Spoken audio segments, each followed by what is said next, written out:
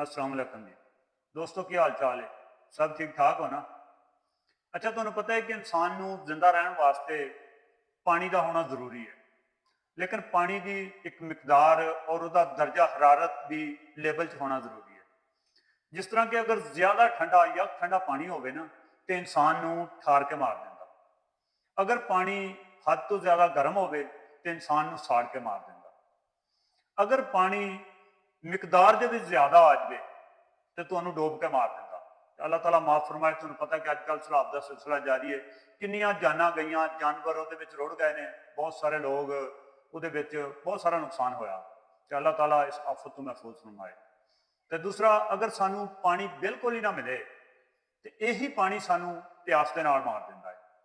ਇਸੇ ਤਰੀਕੇ ਇਹ ਜਿਹੜੀ ਦੌਲਤ ਤੇ ਰੁਪਈਆ ਪੈਸਾ ਹੈ, ਇਹਦਾ ਵੀ ਸੇਮ ਇਹੀ ਹਿਸਾਬ ਹੈ ਕਿ ਅਗਰ ਇਨਸਾਨ ਦੇ ਕੋਲ ਹਰਾਮ ਦੀ ਕਮਾਈ ਵਾਫਰ ਮਿਕਦਾਰ ਦੇ ਵਿੱਚ ਆ ਜਾਵੇ, ਉਹ ਤੁਹਾਨੂੰ ਬਿਲਕੁਲ ਗਲਤ ਕੰਮਾਂ ਵਾਲੇ ਪਾਸੇ ਲਾਏਗੀ ਔਰ ਉਹਨੂੰ ਜੋ ਤੁਸੀਂ ਖਰਚ ਕਰੋਗੇ ਔਰ ਉਹ ਗਲਤ ਜਗ੍ਹਾ ਤੇ ਹੀ ਲੱਗੇਗੀ।